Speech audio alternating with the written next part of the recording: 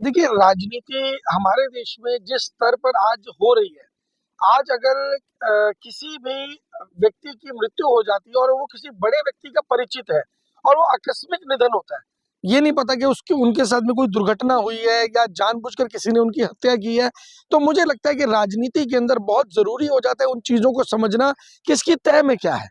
तह में कि जब तक तह की आप पत्रे नहीं खोलेंगे, तब तक ये पता नहीं चल पाएगा कि ऐसा क्यों हुआ, क्या रीज़न है।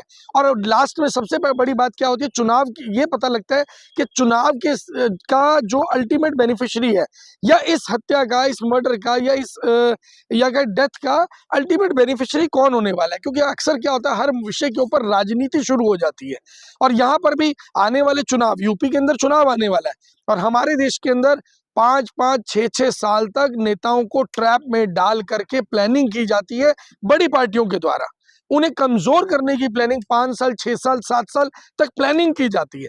तो इतना आसान नहीं है ये अखिलेश समझना। यादव ने कहा कि हम कानूनी कार्रवाई करेंगे। वो हॉस्पिटल पहुंचते हैं तुरंत जी। कहते हैं कि कानूनी कार्रवाई करेंगे। देखिए चूँकि अखिलेश के ब्रदर हैं, भाई हैं, वो बहुत अच्छे से समझते होंगे उनकी हेल्थ के बारे में।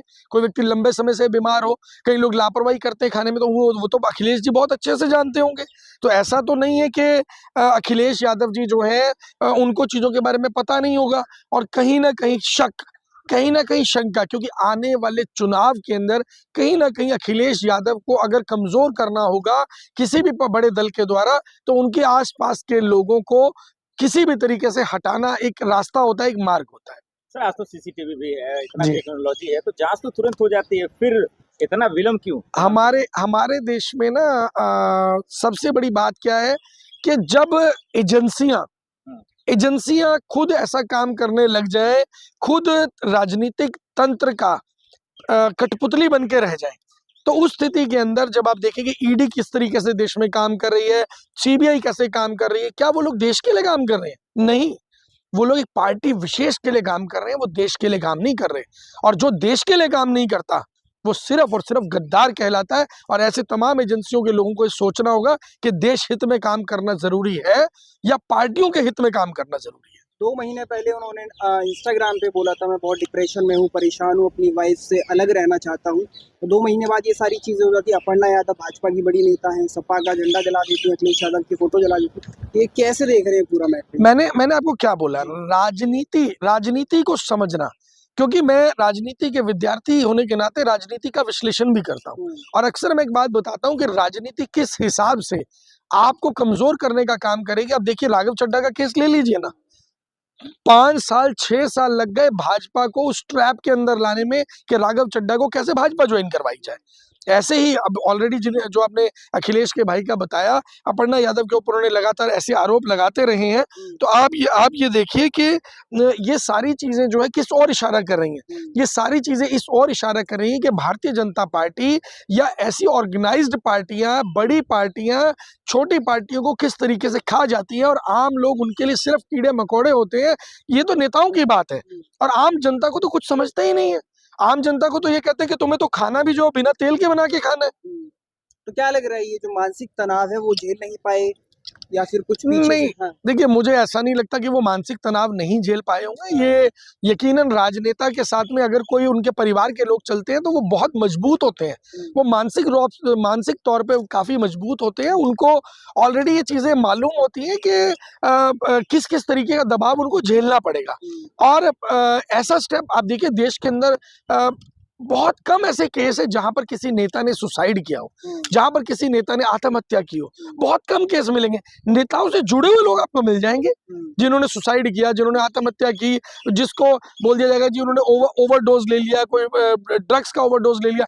लेकिन कभी भी कोई नेता आपको इस स्थिति के अंदर नहीं मिलता है। और तो जांच का विषय है ना। बिल्कुल, मैं भी यही कह रहा हूँ, जांच का विषय है। लेकिन जांच भी तो तभी होगी ना जब एजेंसियां जो हमारे देश के अंदर वो निष्पक्ष तौर पे काम कर पाएंगी।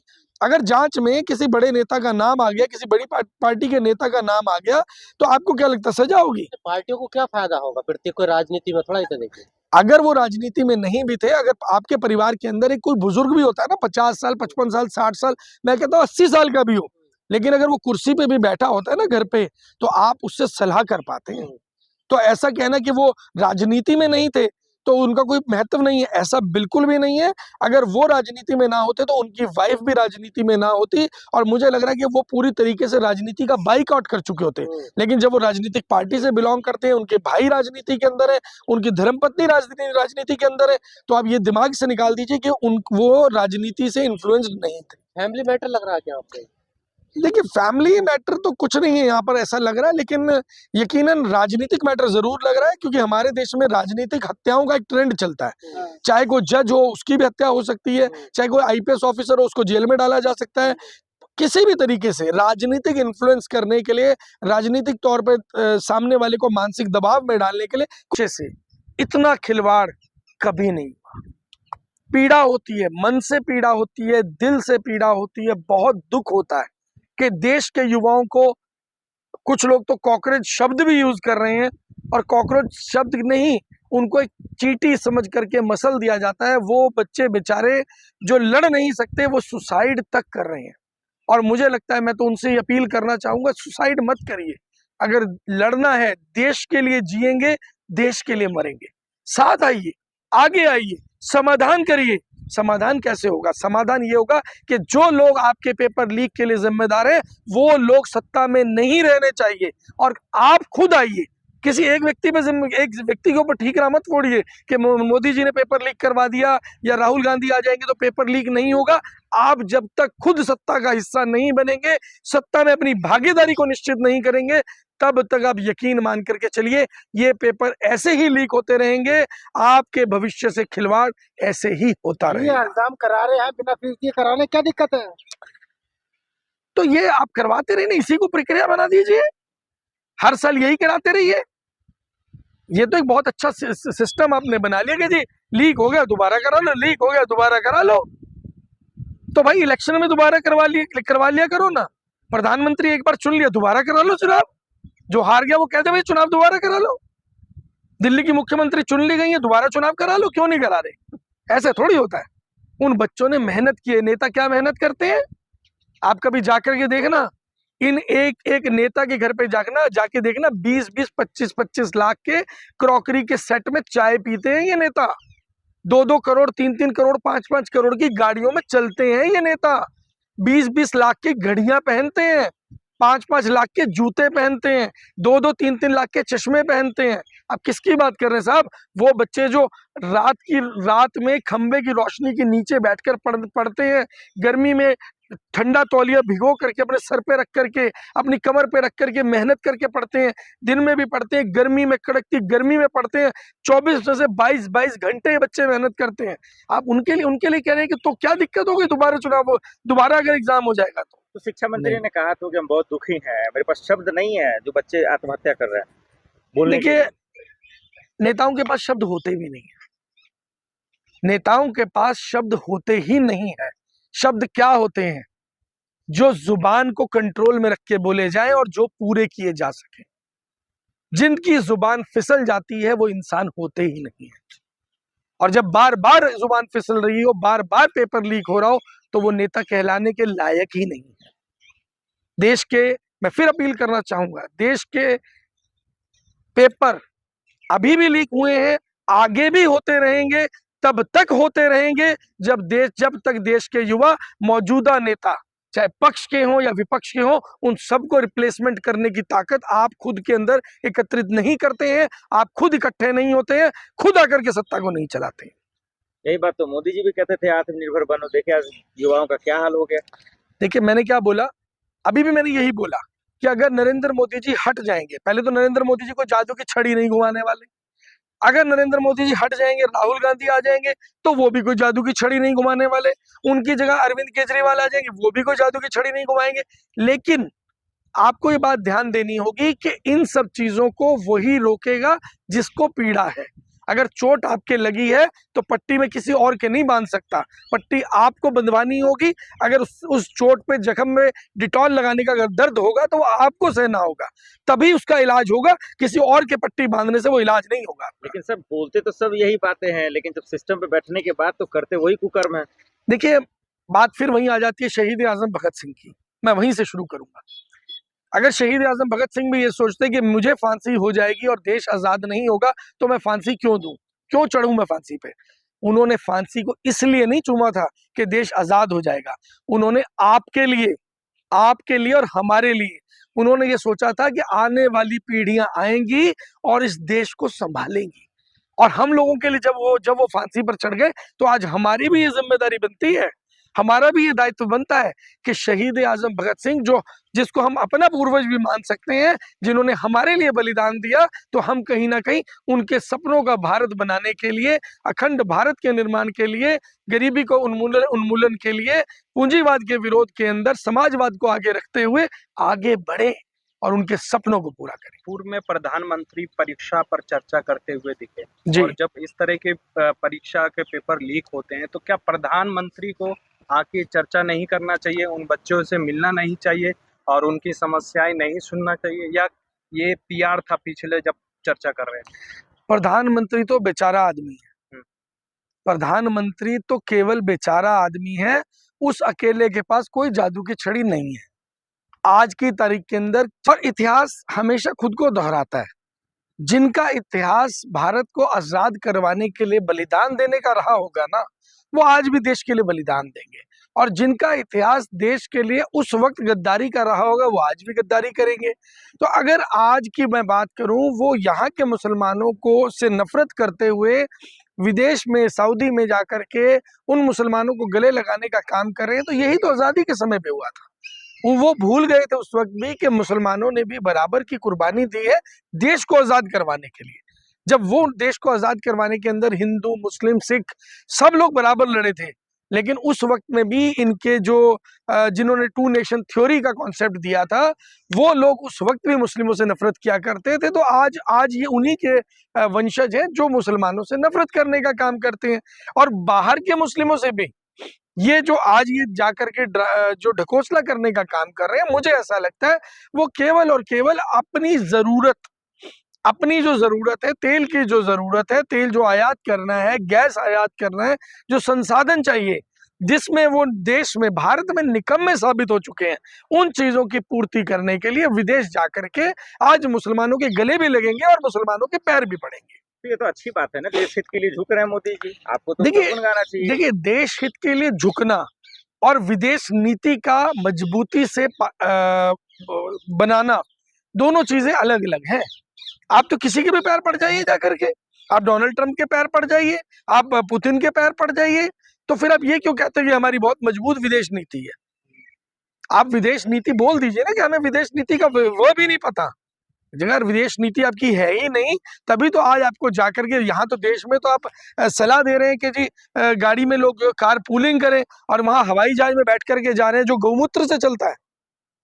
भाई वो भी तो तेल से ही चलता है, ईंधन से चलता है। और जो आप जाकर के वहां 2 घंटे बात करें, वो तो वर्चुअल कॉलिंग जूम के थ्रू भी हो सकती थी, लेकिन क्यों जाना पड़ा? क्योंकि उनको मालूम है कि अब स्थिति इतनी खराब हो चुकी है कि अब तेल का जो स्टॉक है वो शायद रिजर्व उतना ज्यादा बचा नहीं है। अगर कहीं वो गलती से खत्म हो गया, गलती से कहीं गैस खत्म हो गई, लोगों के घरों में खाना बनना बंद हो गया, तो उस स्थिति के अंदर सरकार तो जाएगी ही जाएगी, लेकिन निजी तौर पर जो देश के ये आका बन के बैठ गए हैं, जो लोकतंत्र को राजतंत्र समझ कर बैठ गए हैं, उन लोगों का जनता क्या हश्र करेगी, ये इनको समझ में आ रहा है। आप पेट्रोल गैस का इस्तेमाल कम कर रहे हैं कि नहीं कर रहे हैं? देखिए, जो चीजें संभव है वो ही की जा सकती हैं, और ये आज क्यों किया जाए? हमेशा किफायत से करना ही चाहिए। अगर आप एक कमरे से दूसरे कमरे में जा रहे हैं तो एक कमरे की बत्ती आपको बंद करनी ही चाहिए। मेरे साथी हैं, आप कभी आएंगे मेरे ऑफिस में, आप उनसे पूछेंगे अगर मैं वहां नहीं हूँगा, अगर एक कमरे से दूसरे कमरे में जा रहे हैं तो उनको सबको ये मालूम है कि साहब खुद उठ करके लाइट बंद कर देते हैं, मैं खुद जाके लाइट बंद कर देता हूँ। और ये कोई आज की बात नहीं है, ये तो सिस्टम है। अगर एक कमरे से दूसरे में जा रहे हैं एसी बंद किया जाता है, एक कमरे से दूसरे कमरे में जा रहे हैं संसाधन बिजली के उपकरण सभी बंद किए जाते हैं। और अगर वाहन लेकर के जाया जा रहा है तो वाहन जरूरत के लिए उपयोग हो रहा है, अननेसेसरी घूमने के लिए या आवारागर्दी करने के लिए नहीं घूमा जा रहा है, या 10 गाड़ियों का काफिला लेकर के घूमने एंजॉय करने नहीं निकला जा रहा है। तो मोदी जी की अपील का मतलब कैसे देखा जाए, जो एक तरफ वो फरमान जारी कर रहे हैं और दूसरी तरफ उनके नेता तो अब सेल्फी खिंचा कर डाल रहे हैं? देखिए, मैं आपको एक चीज बता देना चाहता हूँ, देश में गोल्ड का भाव बढ़ने वाला है। सबको मालूम है, पूरे विदेश में सब देशों को मालूम है, सबके केंद्रीय बैंकों को मालूम है, सभी केंद्रीय बैंक पैसे गोल्ड को इकट्ठा कर रहे हैं, बड़े व्यापारी गोल्ड को इकट्ठा कर रहे हैं। केवल जनता को खरीदने के लिए मना किया गया है, आम जनता ना खरीदे। क्यों? क्योंकि उनको मालूम है कि आगे आने वाले समय में गोल्ड और कैश ही राजा होगा। जिसके पास गोल्ड होगा वो व्यक्ति अपना जीवन सुचारू रूप से चला पाएगा, और जिसके पास गोल्ड नहीं होगा वो व्यक्ति कहीं ना कहीं, मुझे लग रहा है कि नोट जो है वो कागज का टुकड़ा ना रह जाए। लेकिन मोदी की अपील का वो तो उल्टा असर हुआ ना, 20% और बिक्री बढ़ गई गोल्ड की। देखिए, बिक्री कहाँ से बढ़ी है, मैं फिर वही बोलूंगा आपको। देश की आम जनता में ये डर बैठ गया है कि जब उनकी बहन की शादी, बेटी की शादी अगले महीने, अगले साल होगी, तब तक गोल्ड का प्राइस जो है वो कहीं बढ़ ना जाए। जब आप इंपोर्ट पे बैन लगा देंगे, 15% की आपने ड्यूटी इम्पोज कर दी, तो 15% तो आपने डायरेक्ट डिक्लेयर कर दिया कि हाइक हो जाएगा प्राइस के अंदर। तो जब 15% का हाइक होगा तो लोगों को मालूम है, आज अगर गोल्ड मिल रहा है, कल अगर गोल्ड की शॉर्टेज हो गई, क्योंकि डिमांड एंड सप्लाई का गेम होता है, अगर डिमांड कंटिन्यू रही और सप्लाई शॉर्ट हो गई तो बाय डिफॉल्ट ही गोल्ड का प्राइस जो है वो ऊपर चला जाएगा। विपक्ष पहले कर फैला रहा ना। नहीं, विपक्ष तो कौन है? आम जनता है। अगर किसी के घर में बेटी है, बहन है, जिसकी शादी होने वाली है, उसके लिए उसको गोल्ड की व्यवस्था करनी है, तो वो कहाँ जाए? क्या वो भी उन्हीं लोगों की तरह बिहेव करने लगे जिनकी बेटी नहीं है, जिनकी बहन नहीं है, जिनकी बेवियां नहीं है? तो संभव नहीं है भाई। देश की आम जनता उस हिसाब से रिएक्ट करती है जो प्रैक्टिकली उनको चीजें समझ आ रही होती है, जो उनकी जरूरत की चीजें। आज इस स्थिति में अगर भगत सिंह जिंदा होते तो क्या मतलब स्थिति क्या उत्पन्न होती और किस तरह का प्रदर्शन पूरे देश में? देखिए, मैं आपको एक बात बता देता हूँ। अगर आपने बड़ा बड़ा अच्छा सवाल पूछा है, अगर शहीद आजम भगत सिंह आज जिंदा होते, हम सबके बीच में होते, तो मैं आपको बता देता हूं कि ये स्थिति पैदा ही नहीं होती। इन नेताओं के बीच में वो दहशत होती, इन नेताओं के बीच में वो डर होता, इन नेताओं के बीच में वो रूह कपा देने वाला डर होता कि अगर हमने कुछ गलत काम किया तो ये भगत सिंह हमें बख्शेगा नहीं। ये बिल्कुल भी बख्शने वालों में से नहीं है। तो भगत सिंह ना अंग्रेजों के सामने झुके थे, ना काले अंग्रेजों के सामने झुकते, और यकीनन ये काले अंग्रेज तो देश छोड़कर भाग जाते जैसे गोरे अंग्रेज देश छोड़कर चले गए। आपको लगता नहीं है कि अगर इस सरकार में भगत सिंह जी होते तो उन पे भी इल्जाम लगाए जाते हैं कि पूर्व में देखें आपने एपीजे अब्दुल कलाम जी को आतंकवादी घोषित कर दिया गया। मैं ऐसे शब्द प्रयोग नहीं करना चाहता, लेकिन भगत सिंह पे भी इस तरह के इल्जाम लगा देती वर्तमान की सरकार फिर। देखिए, भगत सिंह के ऊपर अगर इल्जाम लगते तो क्या आज नहीं लग रहे हैं? बाकियों पे भी लग रहे हैं, उठा करके जेलों में डाला जाता है। लेकिन भगत सिंह अगर आज हमारे बीच में होते, भगत सिंह आज जिंदा होते, तो वो भी कहीं ना कहीं एक जेनजी के तरीके से आगे आते, दिमाग का उपयोग करते, जो आज इक्विपमेंट से जो उस वक्त नहीं हुआ करते थे। आपने किया था ना, अन्ना हजारे को उठा करके ले गए थे ना, तो क्या हुआ था? देश की पूरी जनता ही तिहाड़ जेल की तरफ चल पड़ी थी। तो फाइनली क्या करना पड़ा? एक दिन भी आप अन्ना हजारे को जेल में नहीं रख पाए थे, और भगत सिंह को जेल में डालना तो दूर की बात छोड़िए, अगर भगत सिंह को हाथ भी लगा देते ना, तो शायद ये देश की जनता रोडों पे बिछ जाती, रोडों पे लेट जाती कि आपको लेकर के जाना है तो हमारे ऊपर से लेकर के जाइए। यानी आप कह रहे हैं कि समय आ चुका है कि उनके विचारों को आप देश के युवाओं को फॉलो करना चाहिए और उनके बताए गए क्रांति रास्तों पे चलना चाहिए। देखिए, शहीद आजम भगत सिंह ने जिस तरह असेंबली में बम फोड़ा, आज हमें बेरोजगारी के अगेंस्ट में बम फोड़ने की जरूरत है, बेरोजगारी को खत्म करने की जरूरत है। बेरोजगारी एक बम बन चुकी है, उसे खत्म करने की जरूरत है। भ्रष्टाचार देश में एक बम बन चुका है, उसे खत्म करने की जरूरत है। आज की तारीख में गरीबी जो है वो एक बड़ा बम बन चुकी है देश के अंदर, उसको खत्म करने की जरूरत है। तो वो बम जिनकी वजह से देश सीमित साधनों के अंदर सिमट कर रह गया है, देश एक लाचार अवस्था के अंदर पहुंच गया है, भारत की छवि विदेशों के अंदर एक गरीब, पिछड़े हुए और भुखमरी वाले देशों में होने लगी है।